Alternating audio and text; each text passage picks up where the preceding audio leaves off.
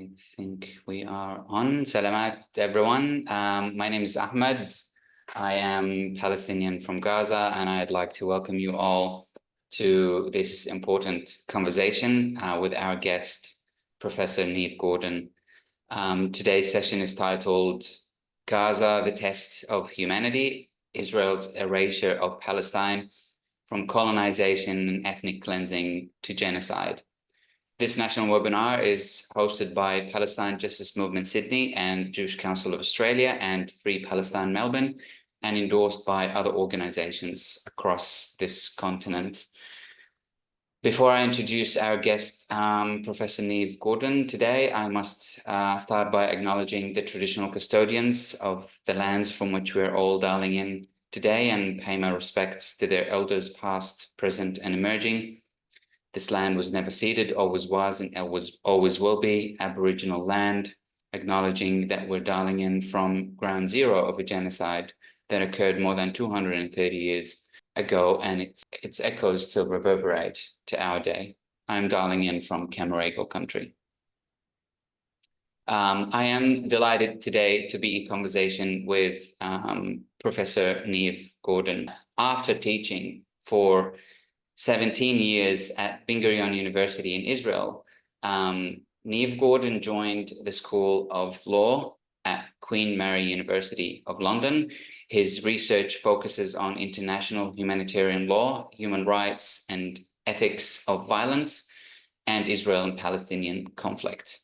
He is the author of Israel's Occupation and the co-author of Human Rights to Dominate and Human Shields, a History of People in the Line of Fire.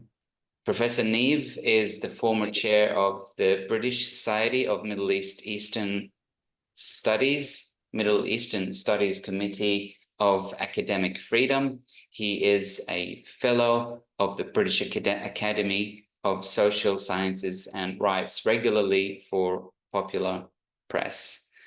Professor Neve Gordon, thank you very much for joining me today, all the way from the UK. Thank you for having me. And I think this might be the first time I'm giving a talk in Australia. So a double thanks. Perfect. It won't be the last one. Hopefully one day we can have you in person here in Australia. Inshallah. Inshallah. So just a bit of an introduction to warm us up into this conversation, Professor Neve. You know, the Zionist dream was that of colonizing Palestine. And, you know, you've written about the occupation, you know, that dream driven by the maxim of it, you know, being a land without a people for a people without a land. Such a maxim is straight out of, you know, the settler colonial or settler colonization or colonialism textbook, you know, rationalizing the oppression, subjugation, and dehumanization of the Palestinian indigenous inhabitants, the same way that, you know, the invasion of this land took place as well in Australia. So the dream started to be implemented in full force the years and the months leading up to the Nakba, the catastrophe, which culminated in the establishment of the State of Israel in May 1948, you know, following the commission of massacres and the expulsion of more than 750,000 Palestinians from their villages and cities in historic Palestine. You know, 15th of May, that's a date that, you know, commemorates this dark date in the Palestinian history. You know, a day which saw the colonization of not 51 as per the partitioning resolution by the UN, the colonization of 78% of historic Palestine by what was started to be referred to as Israel in 1948. As the Palestinian nationalist sentiment started to take shape and manifest on the ground in the years that followed, the State of Israel has resorted to wage yet another unprompted war against the Palestinians in 1967 and seized the other remaining 22% of the Palestinian land, as well as the Golan Heights, the Syrian Golan Heights, and the Egyptian Sinai Peninsula. But that, however, never succeeded in stopping the Palestinian nationalist aspiration for sovereignty and freedom to thrive and intensify as, the seemingly endless military occupation persisted in the years that followed 1967. These intensified aspirations eventually culminated in the Intifada 20 years later. And following the Intifada, then Oslo comes to the rescue, so to speak, where the existing system of occupation was subcontracted, as many experts refer to the situation that happened in 1993, to a Palestinian elite group, stemming from the PLO, so-called Palestinian Authority, which, as the Palestinian saying goes, did not have any authority. Fast forward 30 years, a more intense version of the Nakba, the ethnic cleansing campaign, is currently taking place in the Gaza Strip, driven by a full-fledged genocide, and to a certain extent, similar situation in the West Bank. So I'm really delighted to be in conversation with you, Professor Neve, to discuss all that. So I'd like to, put things in context before we start, talking about the flesh of the conversation, which is, I really want to delve deeper into this system of occupation and how did we get to where we are now? So how, talking about, I spoke about the 1967 occupation of Palestine, which is an extension of this, system of colonization ever since the Nakba. But how has Israel controlled areas it occupied in 1967, the West Bank, Gaza Strip, and East Jerusalem, including the Syrian Golan Heights and the Sinai Peninsula? You mentioned in your book, that Israel tried to normalize the occupation and to make it seem as if it's actually temporary. And you quote Moshe Dayan saying, make the occupation invisible. So tell us how that system of control worked and how these different areas differed. So Moshe Dayan had just returned from Vietnam before the 67 war, and he thought the Americans were making mistakes in Vietnam, and he wanted to change or not to repeat these kinds of mistakes in the territories Israel had occupied. But before we go there, I want to draw one distinction between 48 and 67 in relation to the Palestinian population. As you mentioned, about 750,000 Palestinians had either fled or been expelled in 48, and only 150,000 remain. Now, the people that fled were among them was the Palestinian leadership.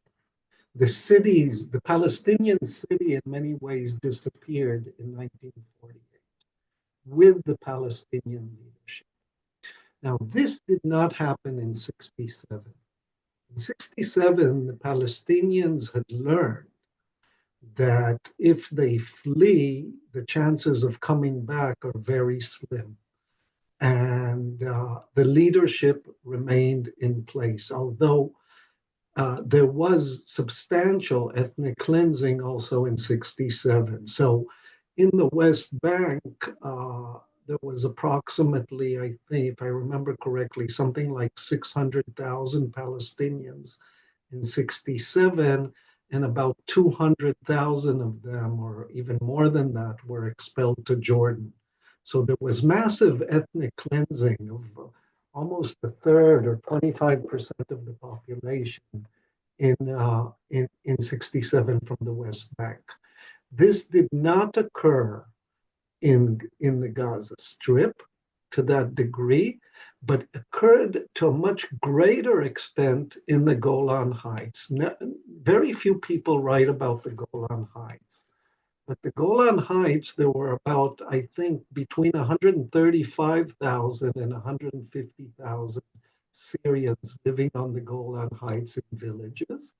And after the war, something like 5,000 remained. So it was completely ethnically cleansed. The villages were destroyed. And then began a process, and this is important for our understanding of Gaza today. That's why I'm highlighting it. Began a kind of process of Judaizing the land, meaning creating kibbutzim and moshavim and a few towns on the Golan Heights, a complete, as I mentioned, erasure of the existence of Syrians before them, and a kind of normalization which presents the Golan Heights as more Israeli than Israel. Now, the fear is that this is the project that Israel is now undertaking in the Gaza Strip. But before we go, we fast forward till today, let's look at what you mentioned in the West Bank and in Gaza. What Moshe Dayan thought was that in order to undermine Palestinian resistance to the new occupation, it would be a good idea to improve the standard of living in the West Bank and in the Gaza Strip, to engage as little as possible as could be with the Palestinian population, meaning letting them control their own daily lives, like later we see with the PA, meaning the removal of garbage and other kinds of basic things. Israel did take control of the education system, of the healthcare system, and indeed the Palestinians did resist from day one. There was immediately a strike in the education system against Israel's imposition of textbooks or its censoring of certain textbooks that were the Jordanian textbooks in the West Bank or the Egyptian textbooks in the Gaza Strip. The lawyers also launched a strike not long after the occupation. So there was, from the very beginning, we do see immediately a kind of nonviolent resistance being developed in the West Bank and in the Gaza Strip that has been almost completely erased from history because no one wants to present the Palestinians as trying to take the yoke of occupation off their backs in nonviolent ways. But that was the strategy in the beginning. Massive strikes, massive approaches, and I'm talking weeks or months after the occupation began, not many years. At the same time, in the different reports published by the different ministries of the Israeli government, you see this kind of move towards improving the living standards. So Israel begins measuring the calorie intake of the Palestinians in 1967. And this becomes very important, as we see now with the starvation of Gaza. So it begins by counting calories. You don't begin counting calories if you don't intend to control a people for a long time. So it counts the calorie intakes, what they call the food basket of the Palestinians.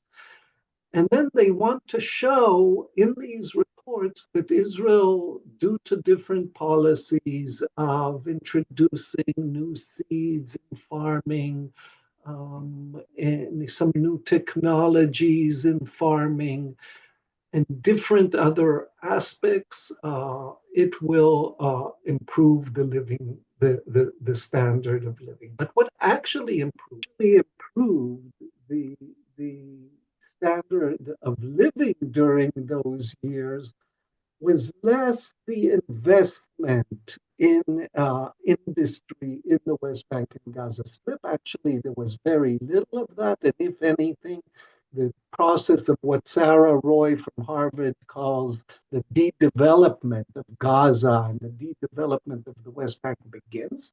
And what you see is the entering of the Palestinian workforce into the Israeli labor market as cheap labor to do construction, agriculture, and different kinds of services in the hospitality sector, whether it's washing dishes in restaurants, cleaning hotels, and so forth. That's where the money enters. So these people, they leave their homes at 4 in the morning every day. They travel to Israel. They work from 6, 7 in the morning till 5, 6 in the afternoon. They travel back, get to their homes at 8 in the evening, and then the cycle begins where they leave their home at 4 in the morning the following day. But they're earning more money than a laborer in the West Bank or in the Gaza Strip. And that improves the kind of standard of living in the West Bank. But they also encounter Israeli society. They encounter different kinds of institutions that did not exist in the West Bank and Gaza Strip. And then you have a kind of national movement that is developing from around a bit before 67, but immediately after 67, the national Palestinian movement kind of soars, becomes more and more popular. And while it begins in the city centers in the West Bank and Gaza Strip, it rapidly moves to the kind of more rural or refugee communities and becomes the kind of shifting force. Israel, by the way, creates, this is in the beginning of the 1970s, what's called the village leagues. And the village leagues were, Israel was paying different, whether it was leaders in the rural sectors, it tried to create a kind of counter movement to the PLO and the Palestinian National Movement, which was then mostly Fatah and maybe PFLP and the Democratic Front, to trying to create kind of divide and conquer another movement that would counter them. Now, this is also important in terms of later its relation between the PLO or Fatah and Hamas, where Israel, as we know, strengthened Hamas and did not try to clamp down on Hamas and actually provided Hamas with funding or at least channeled the funding to Hamas in order to counter the other parties within the Palestinians. So we see these kind of strategies that are being developed early on in the late 60s, early 70s. And the reason is that, as I mentioned, there was resistance from the very beginning, and that did not occur in 48 because the leadership had fled. In 67, the leadership remained and could immediately mobilize the population to resist. And resistance existed from the very beginning. So you see this kind of strategy. And then what I claim is certain contradictions begin, and that leads, as you mentioned, to the first Palestinian Intifada. Now, I want to tell a story about the first Palestinian Intifada, if that's okay with you, because it helps us understand also our current moment. So if you read the textbooks or the articles about the first Palestinian Intifada, you'll read that a truck with an Israeli driver uh, basically ran over a group of laborers that were just outside the Gaza border waiting to be picked up, in these markets to work in construction or agriculture in Israel. He ran them over, at least 7 or 9 people. The next day, there were funeral processions in the Gaza Strip. There were 2 funeral processions in Jabalia refugee camp. And these funeral processions served as a kind of gathering point. The military came to watch them. The people that participated in the processions began throwing stones at the military. The military shot back, killed another Palestinian. And from that, the story we are told, the protests began to spread across the Gaza Strip and across the West Bank, and the first Palestinian Intifada erupted on the 10th of December or something like that, 1987. Now, that's the story we are told. And when I began working on my book, I looked into the military reports about stone throwing in the West Bank and Gaza Strip prior to this crucial day in Jabalia in late 1987. And I saw that from 1980, every single day, there were several incidents of stone throwing in different villages in the West Bank and in the Gaza Strip. Every single day from 1980 until 1987. And the chart looks like this. It increases. Okay, the stones throwing increases.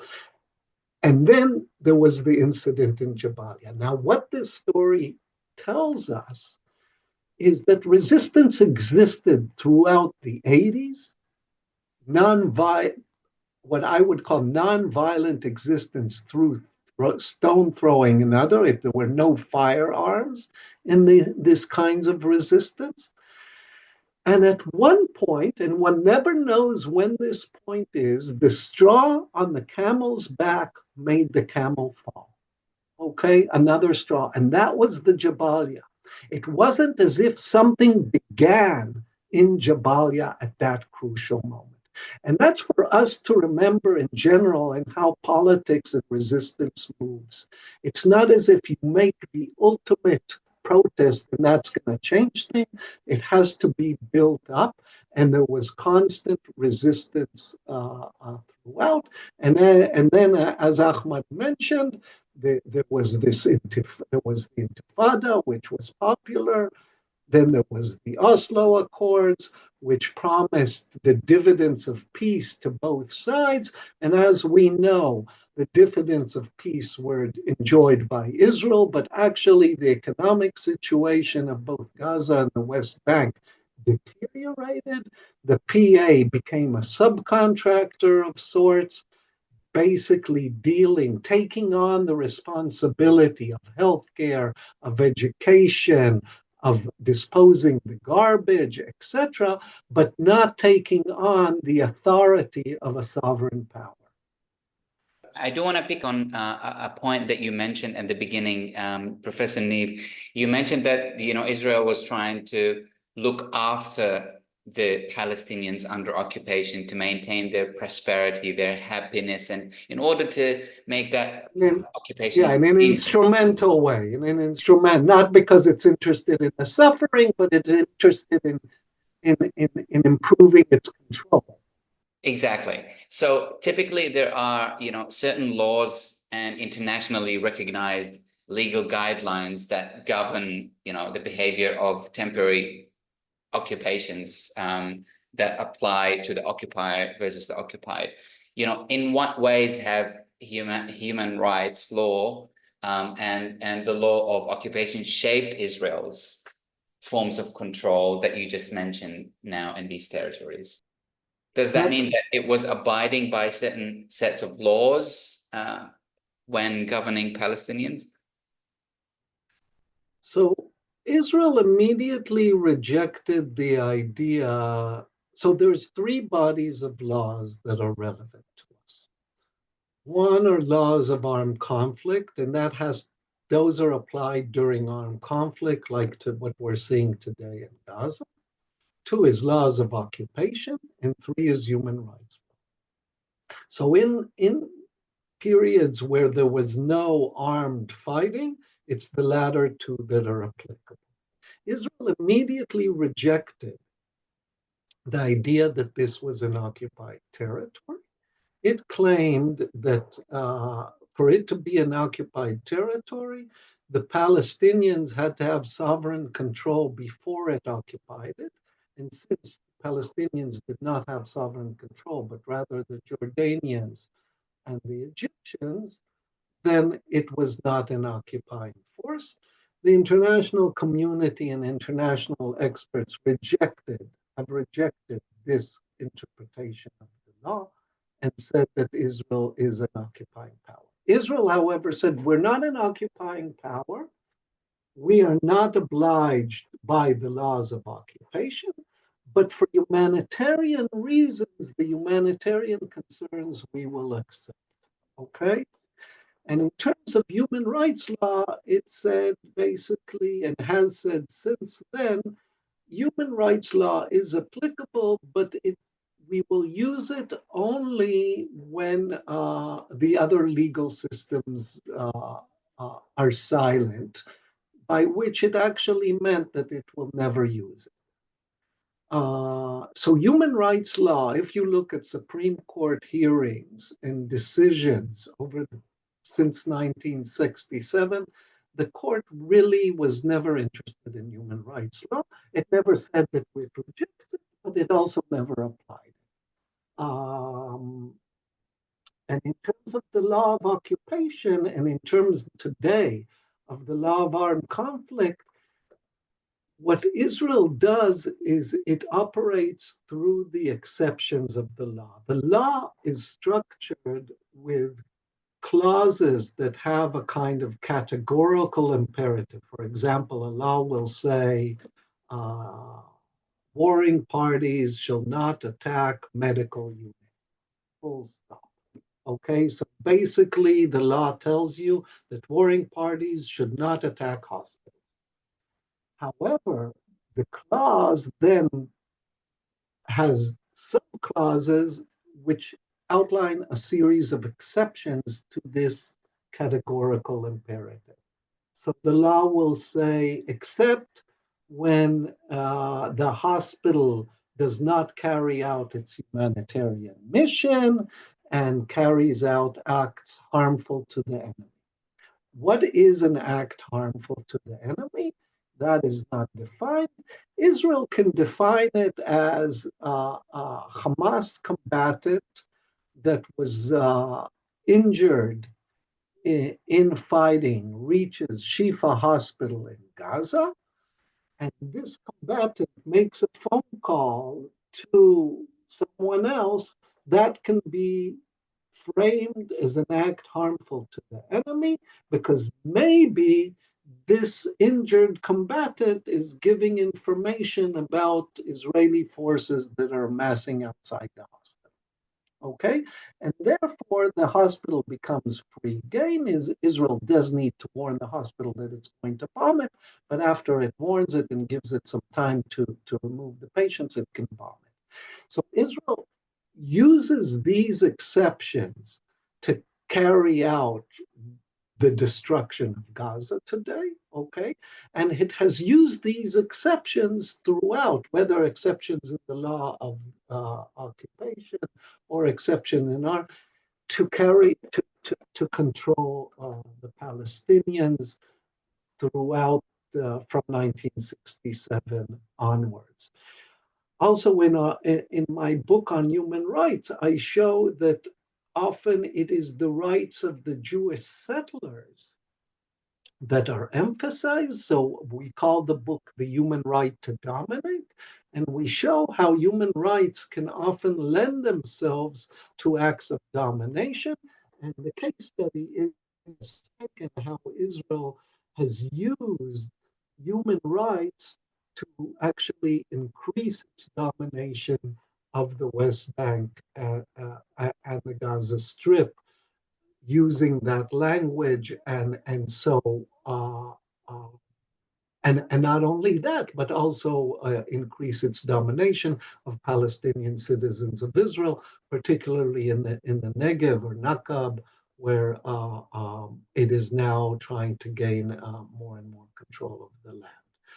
So yes, these legal systems are applicable to the situation, but Israel has a very sui generis way of applying them, in a way that instead of outlining what we would say breaches to international law, it applies them in a way that legitimizes the kinds of violence Israel exerts. And actually, today I'm finishing a paper about a Supreme Court hearing that ruling from March 27th, 3 weeks ago. There was a Supreme Court ruling rejecting a petition filed a year earlier in March 2024 against the blocking of humanitarian aid to Gaza.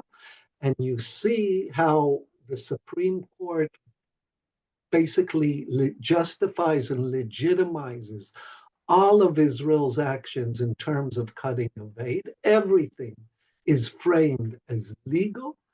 And in this way, you have a Supreme Court that legitimizes, at the end of the day, starvation, which is what we're seeing today in the Gaza Strip.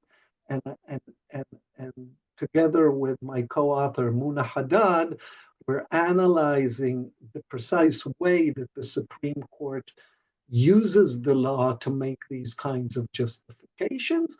And this ruling is not really an outlier in any sense from previous rulings that we have seen in the past decades.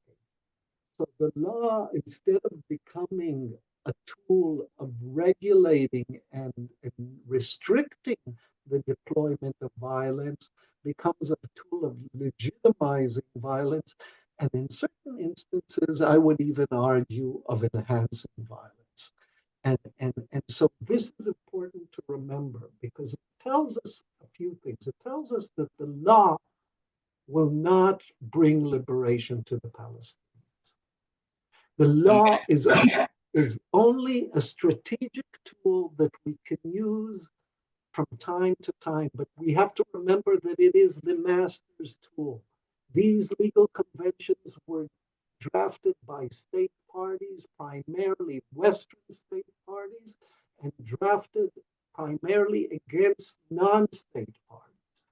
And since Palestinians do not have a state, the law internally is already structured against them. Okay? Now, there's been a lot of research on that. That is well known. Now, that does not mean we need to throw away the law. For example, the ICC arrest warrants against Netanyahu and Gallant, and hopefully again in the next few weeks, there'll be more arrest warrants in secret against other people. These are strategic moves that I think the law can benefit the Palestinian population and their struggle for liberation, but the law itself is not going to be the solution. That to me is obvious. Absolutely. And we'll zoom in more on this topic as well. I mean, to my understanding, because, international law and dealing with armed conflicts, it doesn't equate maybe between countries and non-state actors, the likes of Hamas and Hezbollah, and, going into the area of labeling them as terrorist organizations, as the habit went. But before we come back to this point, I really want to talk about something that you co-authored a book about, which it is that important, which is human shielding, and how it's kind of being operating or implemented right now in Gaza. In your book that you co-authored, Human Shields, a history of people in the line of fire, which is, incredibly interesting and revealing, to be honest. You talked about how the concept of human shielding was even also implemented by the British during the 1930s against the Palestinians. You also talk about in one of your articles, I think it was last year or the year before, about how human shielding strategy was implemented by many of the Zionist organizations around 1948 and the Nakba, the Lehi paramilitary groups and so on and so forth used to hide weapons and arms in synagogues and schools and medical centers and so on and so forth. So in your book, you lay out the legal and moral equations, if I may describe it, within which the concept of human shielding is utilized by armies. So you mentioned in your recent article in Al Jazeera, and it's really interesting one. I linked to it to everyone when I sent that email invite. You mentioned that Israel has taken human shields to a whole new criminal level. What did you mean by that? I mean, how has human shielding been used in Gaza over the years, and more importantly in relation to the current genocide that's happening, because we always get these claims by the Israeli side that Hamas is using Palestinians as human shields. So could you just help us understand this topic? Yeah, so maybe let me first just explain in 2-3 sentences what a human shield is, and then we'll enter into the Gaza Strip, because I claim that Israel's, through an analysis of human shields, we understand that Israel is using the laws of war to carry out genocide. A human shield is usually refers to a civilian which is protected according to the laws of war, that is used or volunteers to shield a legitimate military target.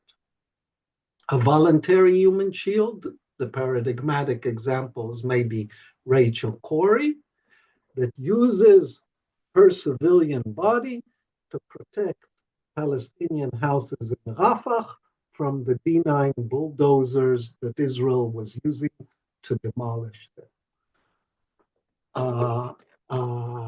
Non-voluntary human shield is someone that it's let's say I'm a military, I'm a soldier, and Ahmed is a civilian. I grab him, I put him in front of me, or put him on the Jeep that no one will throw stones on the Jeep, or tell him to walk in before me to check that there's no booby traps or anything, and use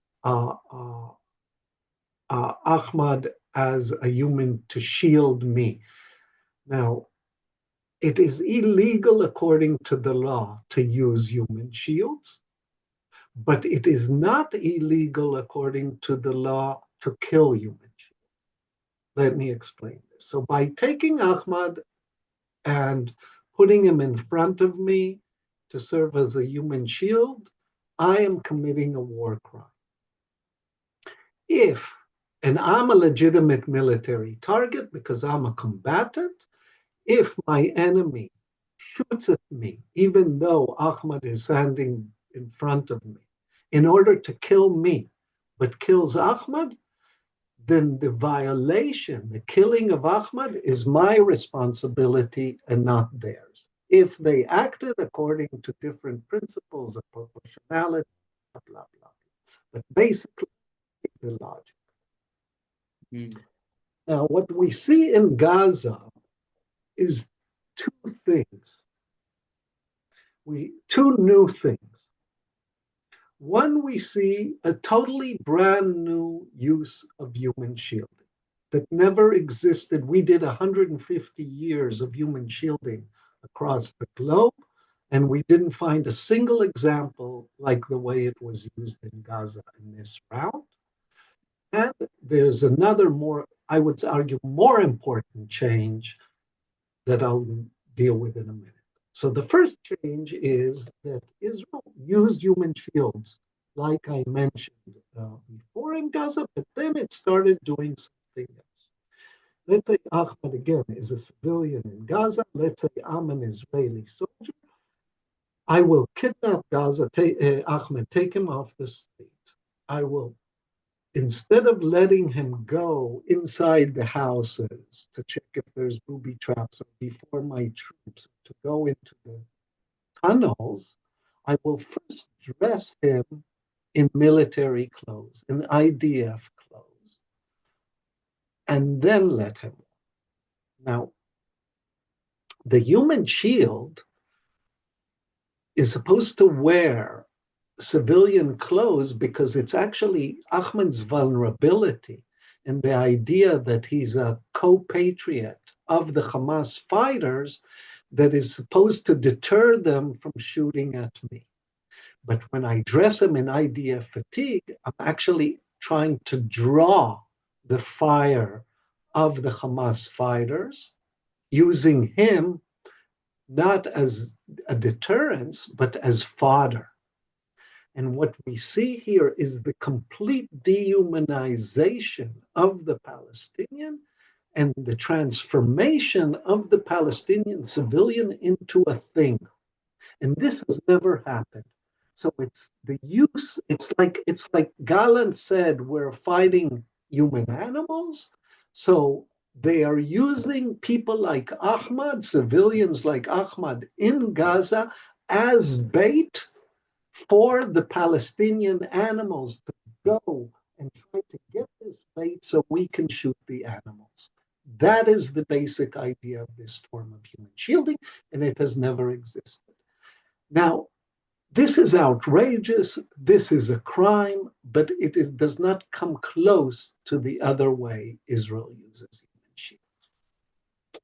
The other way is not actually using human shields, but it's accusing Hamas of human shielding. What Israel basically says is this. Under the Gaza Strip, there's hundreds of kilometers of tunnels. We suspect there's hundreds of kilometers of tunnels. These tunnels are a legitimate military target. Therefore, anything above these tunnels, which protects or shields these tunnels, is not immune from attack, like the law tells us. The law tells us that shielding will not render a legitimate military target immune from attack. And so the way it justifies the bombing of universities, of all the universities in Gaza, the way it justified the bombing of all the hospitals, of 80% or more, 85% of the schools in Gaza, of the mosques in Gaza, of the bakeries in Gaza, of all life-saving infrastructures in Gaza, is the shielding accusation.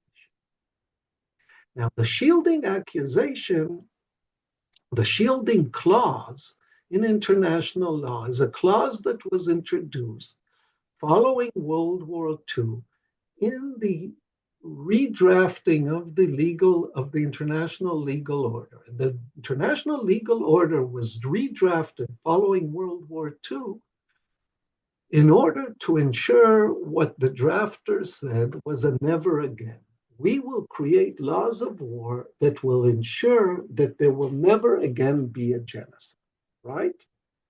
Now, what we see here is that Israel is using the legal clauses that were drafted in order to ensure a never again, in order to justify an again.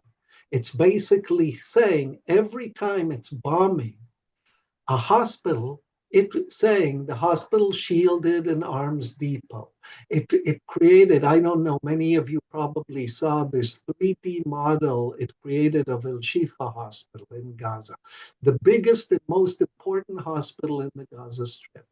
And it distributed through its different social media platforms this 3D module showing a 3D module of the hospital and then going under the hospital and showing that Hamas's command center was in tunnels directly under the hospital, and this legitimized bombing the hospital.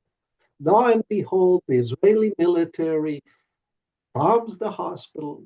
Its forces enter the hospital. They search the hospital and search it again and search it again. But there's no Hamas headquarters under the hospital.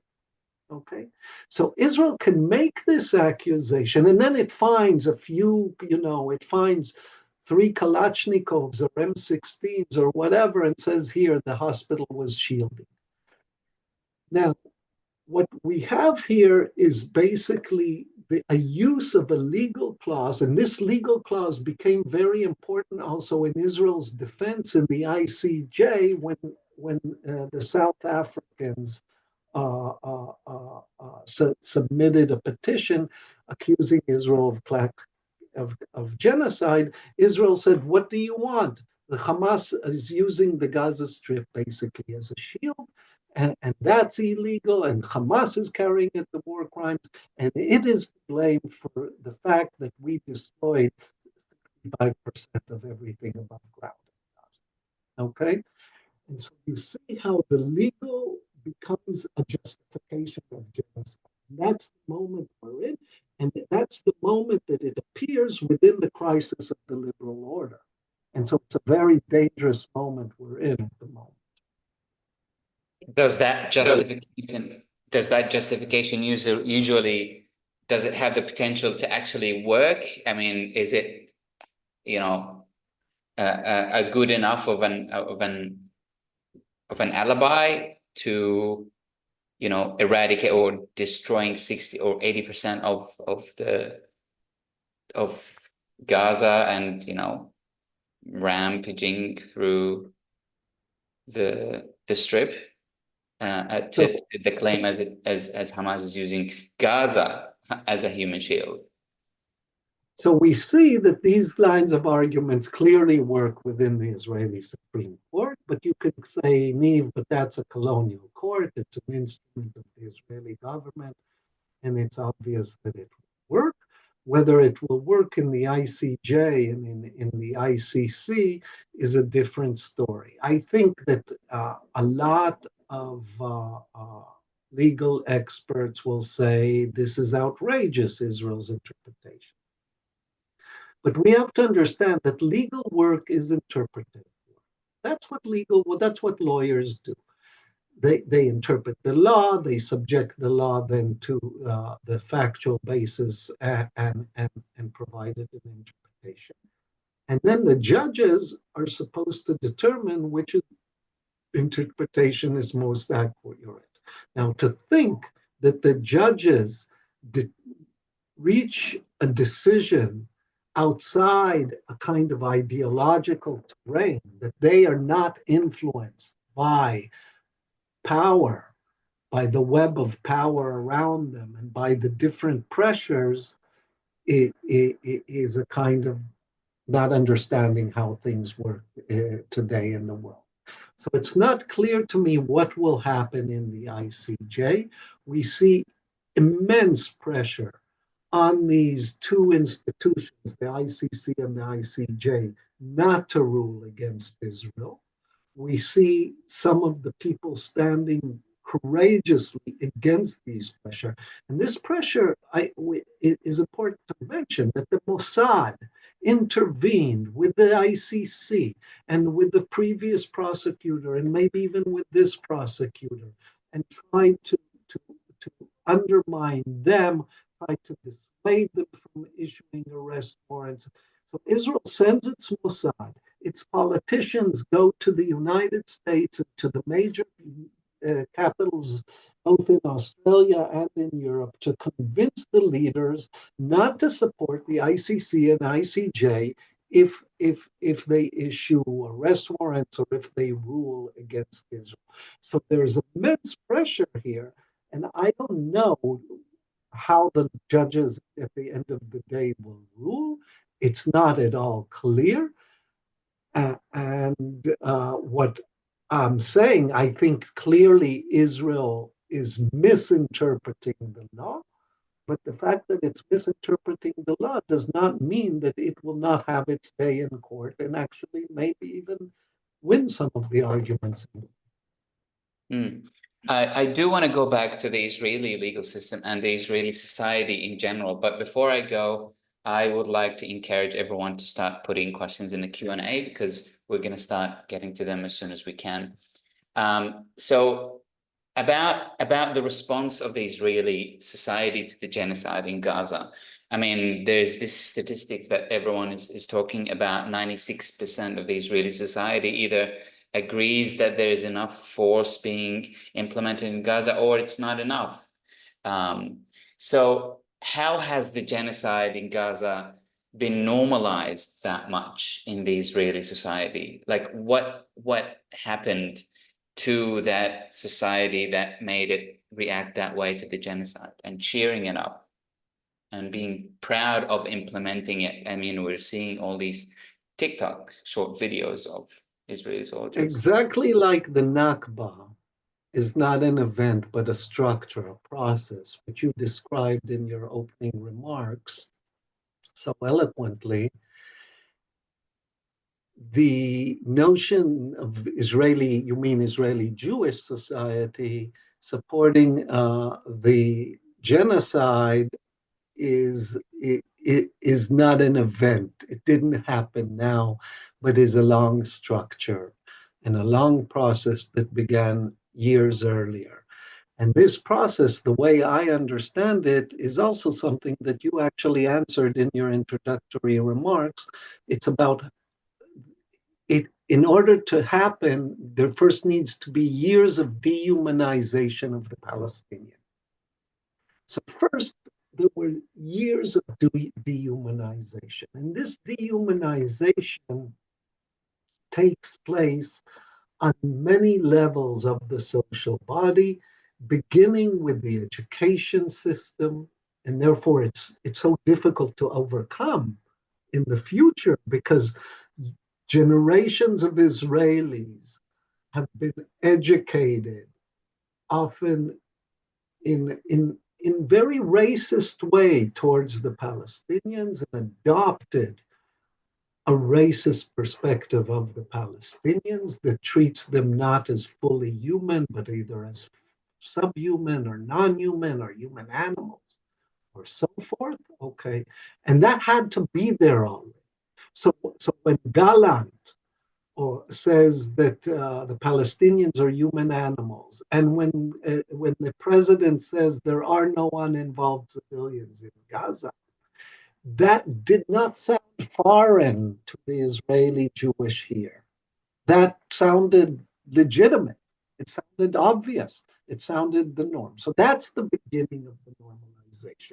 It's not a process that begins in October 7th, but a process that was in the working and in the making for decades. Okay.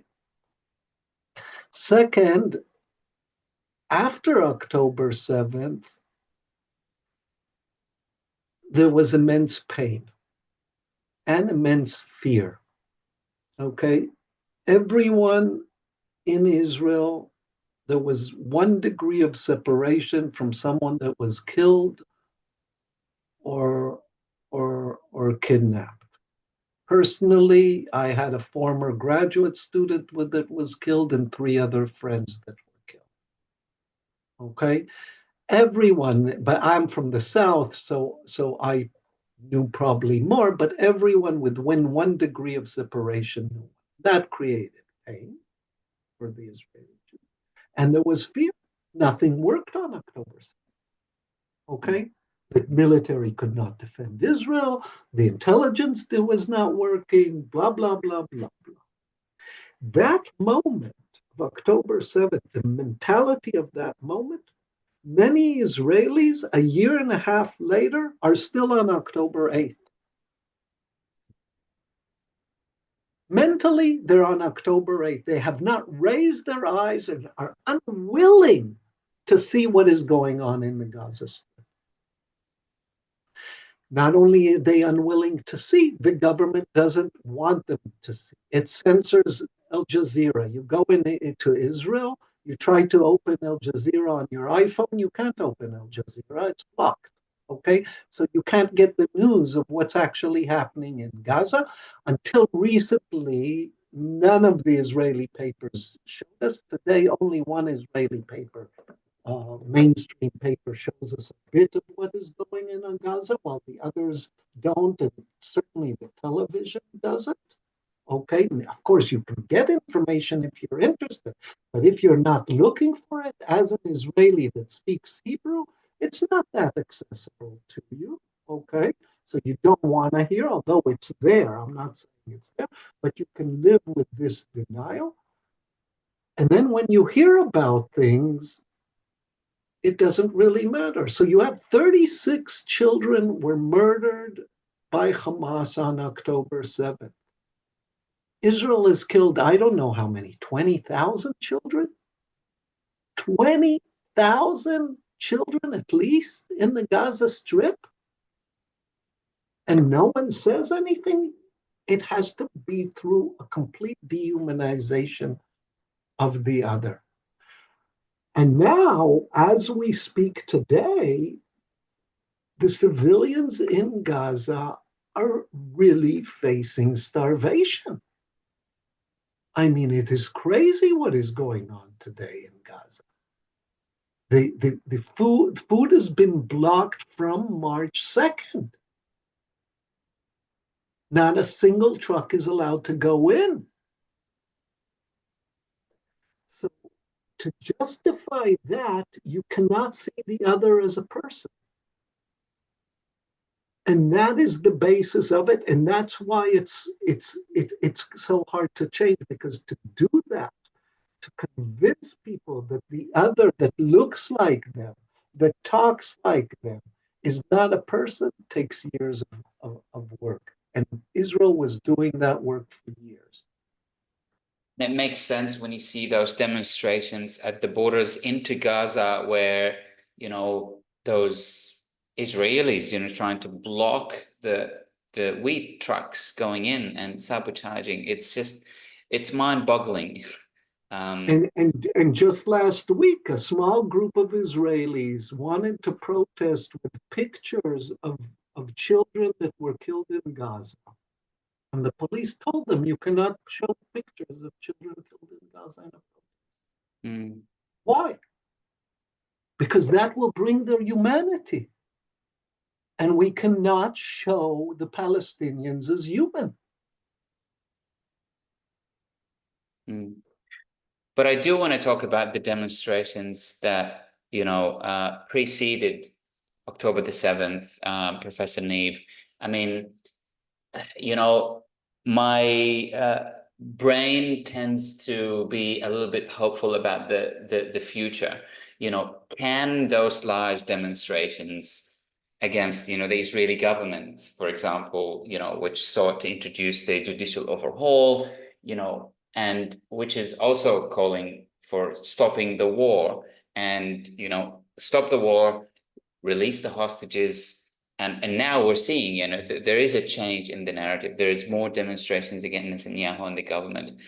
Could these demonstrations succeed in bringing an end to the coalition in general, and therefore to the genocide? My friend, I've been giving quite a lot of talks in different universities in Europe and the UK, and when I talk with administrators there about the possibility of BDS, they tell me that their friends participate in the demonstrations, that they are against Netanyahu, and we cannot impose BDS or implement BDS because we need to support the resistance within Israel. Now, there is resistance within Israel, but that resistance is the resistance you talked about in the previous question of the 1% of Israeli Jewish society that resists the regime. What we see in these protests, the protests took place 35 weeks before October 7th, and in the past several months have resumed. The protest were initially against the judicial overhaul that Netanyahu government was implementing, trying to gain control, basically, of the Supreme Court.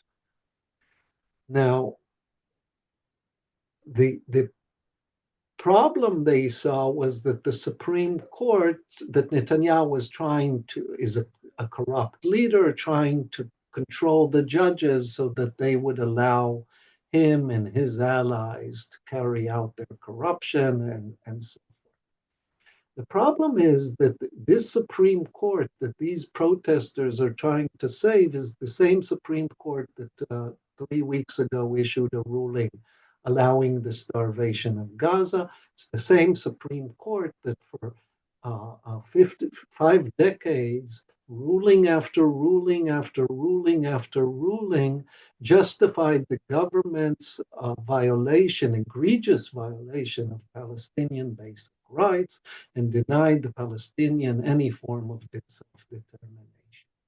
So these protesters are not really interested in saving so-called Israeli democracy, but they're interested in saving a Jewish democracy. The definition of a regime, of a Jewish democracy, or whether it's a Christian democracy or a Muslim democracy or a Hindu democracy, where there's a population within that democracy that is not whatever the religion or ethnic group is, the definition of that is apartheid.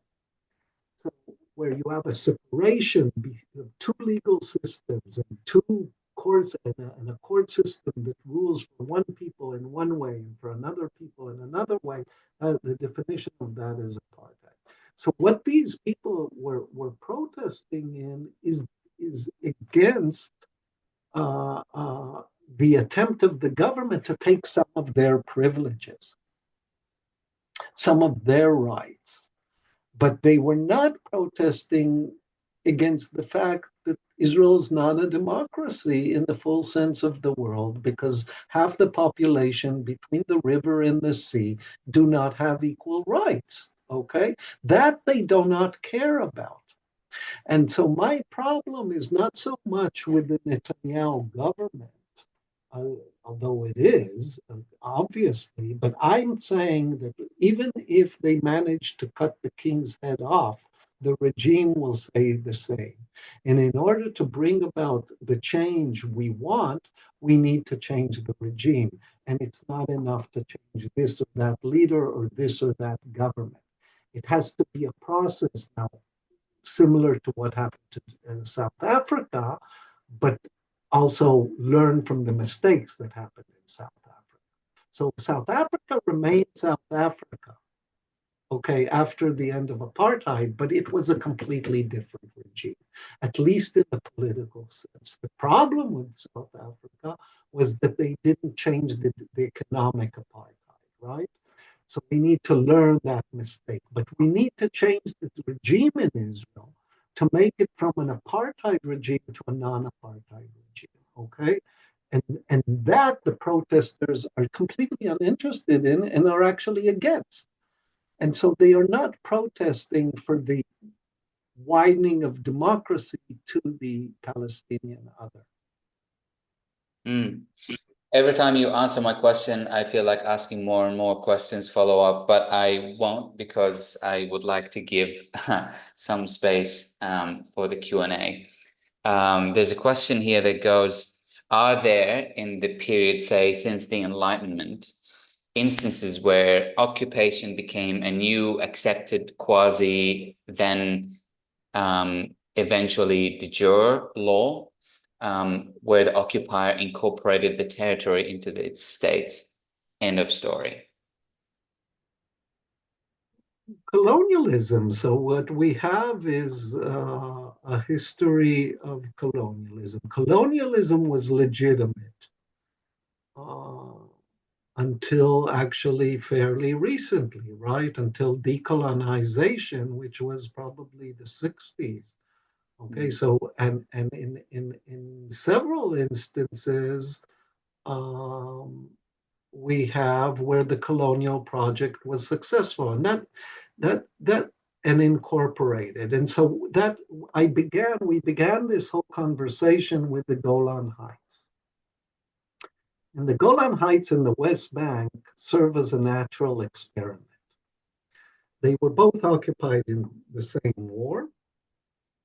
And in one, there's a kind of what you say in the question, a kind of, in the Golan Heights, it became part of Israel, and it's difficult to see its return. And it became part of Israel. Why? Because the ethnic cleansing was full, almost full. In the West Bank, there was not full ethnic cleansing. It was only partial. A large percentage of the population remained. And therefore, Israel could not, what Israel's dream is the land without the people, right? And so Israel could not uh, uh, incorporate it in its territory, or not yet. The plan is, what the right wing in Israel want is exactly that. It's to finish off the ethnic cleansing so it can incorporate and normalize. So from Trump Tower Heights, it's called the Golan Heights, are now called, there's a sign there, Trump Heights, to the Trump reservoir in the Gaza Strip, okay? That's the kind of plan. Let's do the same thing, and then we can incorporate. And we see this in Australia. We saw how a colonial project with full ethnic cleansing succeeded in North America, and in other places, in China and other places. Absolutely. My next question is, how long can Israeli society feasibly continue at this fervor with the intersection of civil unrest, economic instability, and increasing scrutiny on the world stage, both digitally and physically? I mean, it's clear that one cannot answer this question, but I want to discuss parts of this question to kind of question them. I mean, there is economic instability. However, Israel's economy, to a large extent, or to a fairly large extent, Israel's exports are dependent on security exports. We know of the Palestinian laboratory, the fine-tuning and testing, and how Israel's exports are often arms sales and security, homeland security sales. And that's probably one of its biggest, if not the second biggest export industry in Israel. Now, this will only grow from what we see in Gaza. Israel is actually capitalizing on the war to increase its sales of different instruments of destruction, right? And Israel also developed, we saw in this war, AI for fighting and for killing, and it will probably sell that. It's not clear to me as of yet. It could be I'm wrong, but it's not clear to me that this will lead to an economic crisis in Israel. As to the civil unrest, as I mentioned, the civil unrest, it can go, as the question intimates, it might go. I'm not saying that the question is the person is wrong. They may very well be right that it's going to collapse everything. But the civil unrest is not a civil unrest about the regime change. That's what's important to remember. It's about cosmetics. So that can be resolved, but it can also go heads on. So it's not clear to me. And then in terms of the world stage, what we have been seeing at least since Trump's rise to power, is a complete crisis in the liberal order. And Israel is at the forefront of this crisis and hopes to make gain by this crisis. So it's not clear to me that we're at a moment that is really detrimental to Israel. It seems to me that it might be that Israel's just passing through a new stage of becoming a much less liberal order than it ever was, and a more aggressive, much more aggressive colonizer, which is important. So, on the other hand, what is intimated in the question is that things can fall apart, and that things might suddenly one day fall apart, and I think that really depends on us and on the kind of solidarity we exhibit with the Palestinians, our attempts to go out in the street again and again and show solidarity, the direct action different people are taking across the world, the demands we make of our politicians in order to sway it in the direction that I think the questioner wants it to be swayed. I'm just trying to say that the challenges are much greater than we often think they are. So the next question is, there is a denial by governments and university leaders here in Australia on acknowledging the ethnic cleansing and the genocide that is taking place in Gaza. Our petitions are faced with denial and so on and so forth. What can we, ordinary people, do? So again, the story I told about how the first Palestinian Intifada begins, and I want to go to the Intifada question up there too. How the first Intifada begins is, I think, telling us, it's a message for us what to do. It didn't happen in Jabalia in December 87. It happened every single day for years on end.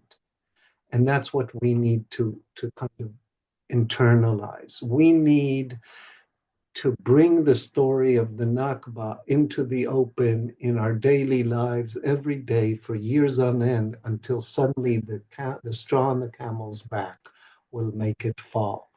And that is very, in many ways, it can be just from wearing a watermelon on your shirt. It can be from participating in a protest. It can be sending a letter to an MP. It can be writing an op-ed to your local paper. It can be telling people stories. It can be going to the West Bank and visiting. It can be so many little things that we need to continue and doing, and not and yes, individually, but most importantly, collectively, because change can only come about through collective work and collective bargaining and collective resistance. And so we constantly need to make alliances to bring forces in. One of the things that I'm in many signal groups and so forth since October 7th, as probably some of you are. And one of the things I've seen in some of these groups is that there's a certain tendency among Palestinians to criticize people that are not doing what they think should be done. So there are people that are boycotting only things from the West Bank, but not from Israel. People that are using certain language that they don't think. And I don't think that's helping them. I think what we need to do is broaden the tent. I think we need to create further alliances, not only alliances with people that are pro-Palestinian and want to show and reveal the Nakba for what it is, but alliances with other groups that are under similar structures of domination that are in different contexts. So in West Guinea, near Australia, the, there are people that are suffering very similar kinds of suffering that the Palestinians are suffering. And we need to draw these connections. Like the Palestinians have done. I mean, what the Palestinians have done, and people don't appreciate, is they've globalized their struggle. And that didn't happen again from one day to the next. That happened through decades of dedication and hard work of people to try to show first what the Nakba was, the kind of suffering and violation that the Palestinians were subjected to, but also creating these kind of connections that I'm saying need to be created with Black Lives Matter, with First Nations in Canada, with et cetera, et cetera, et cetera. And the Palestinians did that. And we see this kind of mobilization, including myself being mobilized, due to this kind of Palestinian activism that people dedicated their lives for years to. And we need to continue that tradition. That is our obligation towards the Palestinians and towards their struggle for liberation and towards other groups, because the Palestinian struggle also helps other groups in their struggles. Thank you for that kind of motivational. And can I answer the question of the Intifada? But I was about to go to that question actually. So the question goes, I don't think that Intifada is well understood and is generally used in the West to describe a terrorist event. Could you please explain what it means in Islam, or what it means for Palestinians in general as well? So when the university presidents in the United States were subpoenaed to the Congress and invited to give testimony, one of the claims was that here people at the university, at the campuses of the United States support an intifada, and intifada is genocide against the Jews. There is nothing in that statement that is true. And the university presidents just nodded their heads as if it's true. Okay? Intifada means shaking off. And in the context of the first Intifada, it's like a dog shaking off the fleas from their back. And in the context of the first Intifada, it meant a public uprising, a non-violent public uprising against the yoke of violent domination. That's what it meant. It meant non-violent resistance against the yoke of domination. That was its historical context. And now through their fake news, they're equating it with a call for genocide against the Jews. And that is outrageous. And that's how we have to understand. That's how Palestinians are delegitimized, are dehumanized again and again. And we need to resist those. And the presidents of the US universities just let it go and did not resist it. And that renders it true. It helps substantiate the truth of such a claim. And so a lot of what is going on is about also controlling the language and the meaning of words and language. And what they're trying to do is change the meaning of words and language. The major tool is not intifada. The major tool is anti-Semitism.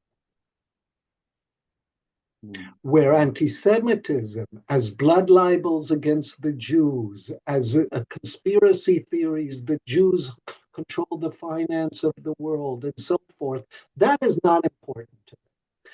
They have created a new anti-Semitism. Their new anti-Semitism is harsh criticism of Israel and anti-Zionism stance. That is anti-Semitism, okay? And so they've changed the meaning of anti-Semitism in order to silence any Palestinian and pro-Palestinian activism. Okay? And they cast and frame people like Ahmed and like probably a lot of you in this room as anti-Semites because you support the Palestinian cause for liberation and because you criticize Israel. Therefore, you must be anti-Semite.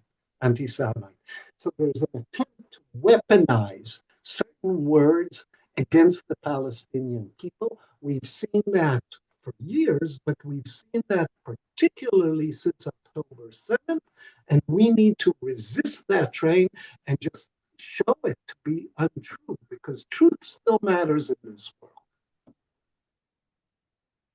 Absolutely. I mean, there are a number of ways that they can play with words in terms of, free Palestine as well now is anti-Semitic, you can't say it, or from the river to the sea and so on and so forth. Exactly. The next question is, Professor Gordon has provided to me further confirmation that the law is created, interpreted, and implemented by those in power and those who oppress. The oppressed has no agency provided by law. It seems to me that all that is left is a combination of violent resistance and international BDS are the only institutions and tools that can resolve this to an ethical conclusion. What other soft power options can be brought to bear? I would like to qualify the question because BDS, for example, is dependent on the law. They use human rights law to justify BDS. So it's a different use of human rights law. What they're doing is they're taking the law that, as you point out in the question, is a master's tool that was created by the master to enhance the master's power. But they're retooling it in the BDS, right, campaign. They're saying BDS is not a principle, it's a strategy. And it's a strategy that we will adopt so long as Israel violates these 1, 2, and 3 issues, and all three are they frame them within the context of human rights law. So what you see in BDS is a retooling of the law. And one of the ways we can resist, and one of the ways, for example, what South Africa did, and one cannot underestimate the importance of South Africa's petition to the ICJ, is a retooling of the law for the oppressed. So that is one strategy. Now, in general, I agree with you. The law is the tool of the powerful, and we should be very suspicious of the law. But the law is also a tool that we can retool and use in certain moments, following thoughts in certain ways to. Now, my position on resistance has to do, the central point for me is solidarity. Is how do we create larger and larger circles of solidarity? And this, people need to use their own comparative advantage. If you're an artist, then you find like-minded artists and you create a circle of artist solidarity for Palestine. If you play football, do football. Football was very important in the fight against apartheid South Africa. Or soccer, I don't know how you call it in Australia. So you use the sports, you use the arts, you use the culture, you use if you're an academic, you use your institution. You don't want your pension funds, wherever you work, you don't want your pension funds invested in Israeli corporations. You don't, and if you can't get that through, then you get through something more general. I don't want my pension funds invested in occupations or in war, in arms industry. Pension fund managers cannot argue against arms, against the demands to divest from arms industry or demands to divest from occupation. And you don't need to even mention Israel. So there's different ways, but they have to be done through collective action and solidarity, and that's what we need. And I would urge people to use what they feel most comfortable and most close in, which is their occupation often, or things they are experts in, and so forth. And it can be practically in every field. But before I go to the rest of the questions, Professor Neve, I want to pull that thread that you mentioned about international law. You know, in one of your articles, and I really want you to shed some light on that. I think it was in the Al Jazeera. You talked about how international law. I'm going to read that quote. You say, hopes that international law will protect and bring justice to the Palestinian people have historically been misplaced. because colonial racism informs not merely Israel's actions, but also the international legal order. So why has it been difficult to kind of mobilize international law, and why do you think the international legal order should not be, we should, well, as Yara Hawari mentioned, we shouldn't put all our eggs in the legal basket, if I can say. So the laws are the laws, we have to remember the major laws we use today were created in 1949 before decolonization, when the UN had something like 45, 50 member states. And then there's additional protocols from 1977 that were after decolonization.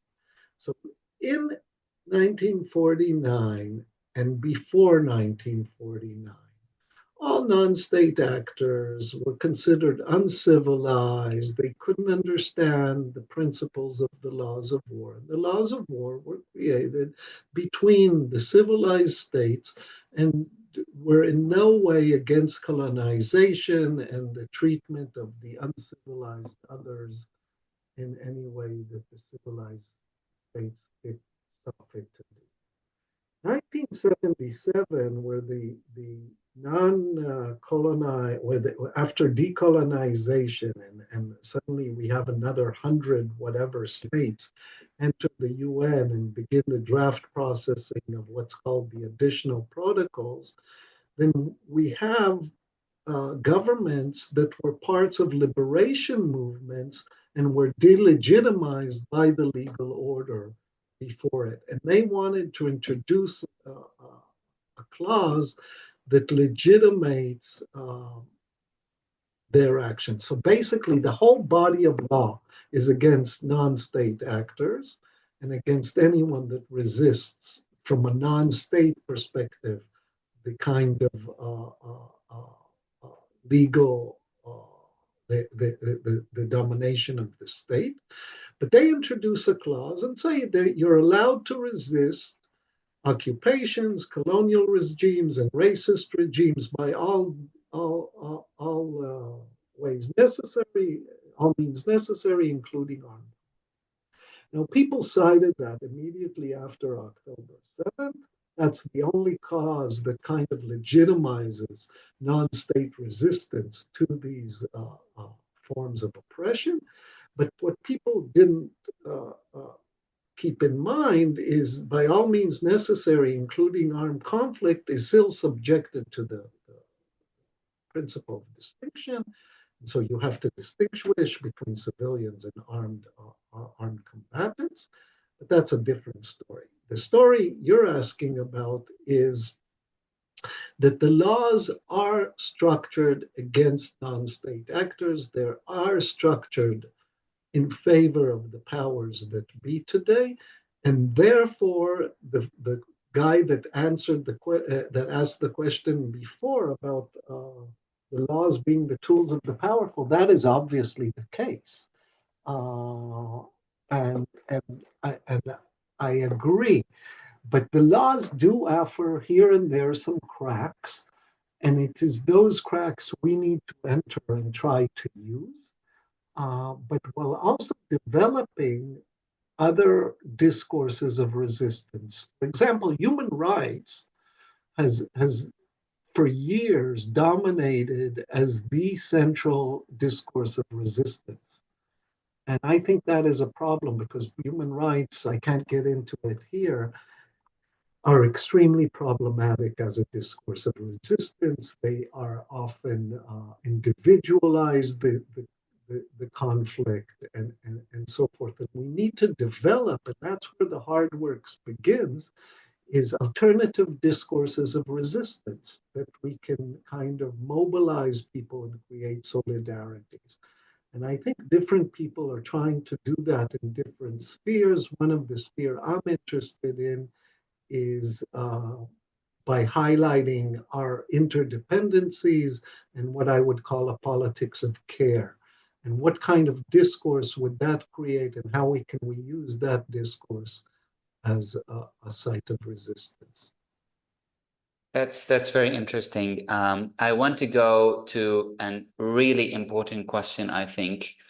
Have you any suggestions how to influence Jews outside Israel recognize the big picture and actively pressure the Israel, US, and other governments and people in Israel to change?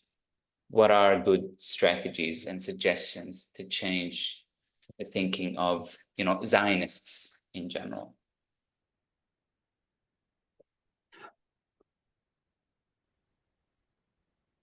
So first of all, I think it's constantly important to or to leave the avenues of dialogue and conversation open. And one of the ways that the dialogue and conversations have shut down is through the accusation of anti-Semitism. Now, what I think is important to understand is that when I teach, for example, Amnesty International, Human Rights Watch apartheid report in my class, I have a Jewish student in my class. That Jewish student that has adopted in his or her mind the notion that harsh criticism of Israel's anti Semitism will consider the claim Israel's apartheid regime as an affront to their Jewishness, as an anti-Semitic and anti-Semitic. So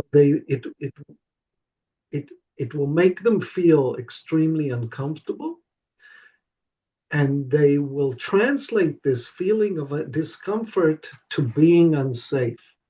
And once they are unsafe, they can also use the legal order to correct the unsafety and get me removed or get me not to teach it or whatever. Now, what is important in all this is to first realize that they do feel uncomfortable because there is an identification that took years to create, but was created between many diasporic Jews and the Israeli state. And so when the Israeli state is criticized, they do feel that this is an affront to them. Now, what I think is that they're feeling, what they fail to understand is that their feeling is socially constituted. It's socially constructed. Their emotions are socially constructed. And we need to begin having that conversation and drawing the distinction between feeling uncomfortable, which I can understand them to feel if they identify with Israel, and being unsafe. They are not unsafe. There is no injury in me saying that Israel's an apartheid regime. There is a discomfort. And we need to kind of unpack that with them through a conversation about and to whose benefit is it that Israel is constructed as an individual Jew whose rights need to protect it? Does it benefit them in Australia or not? We need to begin unpacking with them about how their emotions have been socially constructed for years, and why is it that they identify with Israel, and why is it that their identification also leads them to support forms of genocidal domination and ethnic cleansing, and and and open that kind of conversation instead of kind of reaching lockerheads. We need to do some, I would call it educational work. And I think educational work is very important. Absolutely. And this is what we're trying to do through these kind of interviews and webinars. And yes, and I really want to thank you for those really rich, important pointers that you've been given us throughout this conversation. What do we need to do? Do you have any final advice for us, as in what more can we, how far can we push? I think people need to push according to what they feel comfortable with, trying to push themselves a bit more every time to do a bit more. I think that is extremely important. And I've said the rest of, I've repeated, so I'm not going to repeat it here, but I wanted to thank you a lot for inviting me.